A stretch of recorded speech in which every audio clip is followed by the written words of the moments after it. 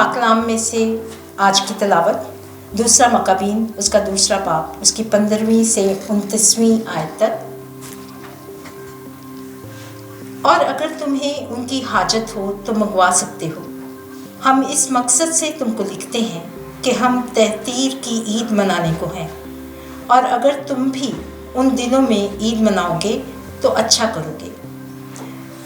जिस खुदा ने अपनी तमाम उम्मत को रहाई दी और सबको विरासत और सल्तनत और कहानत और तहारत फिर अता की, जिस तरह उसने शरीयत में वादा किया था, उसी खुदा से हम पुख्ता उम्मीद रखते हैं कि वह जल्द ही हम पर रहम करेगा और आसमान के नीचे की हर जगह से हमको मुक़द्दस मुकाम में फ़राहम करेगा, क्योंकि उसने हमें बड़ी आफ़तों से छुड़ाया और अपने मकाम को पाक किया।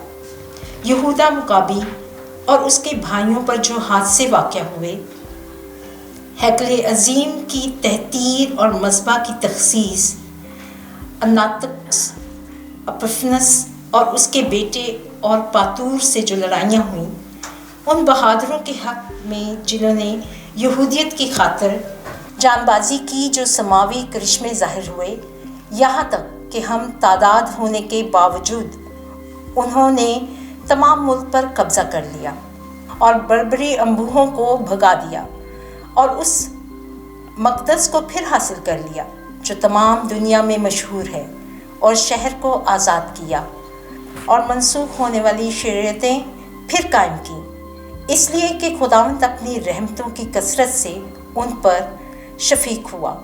यानी ये बातें जिनका यासून कैरवानी ने 5 किताबों में बयान किया।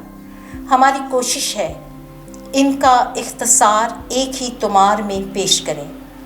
जब हमने इस पर गौर किया कि अगर कोई तवारीख़ी मज़करों का मुताला करने का इरादा करे तो अदाद की दुगयानी और मज़ामीन की कसरत के बाइस उसको बहुत दिक्कत पेश आती है।